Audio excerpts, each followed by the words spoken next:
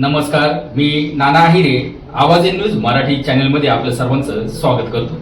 बघूया आजची ठळक बातमी. निफाडमध्ये नगरपंचायतीचा सर्जिकल स्ट्राईक. आठवडे बाजारात 13 किलो प्लास्टिक जप्त.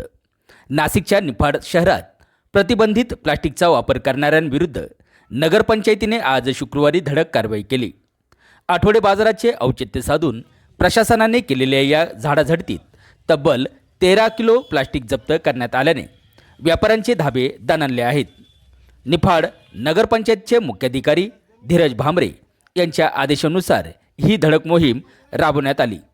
आज शुक्रवारी शहराचा आठवडे बाजार असल्याने पथकाने अचानक होलसेल व्यापारी आणि मोठी दुकाने, किरकोळ विक्रेते, भाजीपाला विक्रेते आणि इतर व्यावसायिकांच्या दुकानावर भेट दिली. स्वच्छता निरीक्षक विनोद त्रिभुवन यांच्या नेतृत्वाखाली या पथकात सिटी कोऑर्डिनेटर दीपाली गीते, मुकादम सिद्धार्थ जगताप, सुनील गांगुर्डे आणि समाधान गांगुर्डे यांचा समावेश होता. प्लास्टिक मुक्तीसाठी ही मोहीम यापुढेही सातत्याने सुरूच राहणार आहे.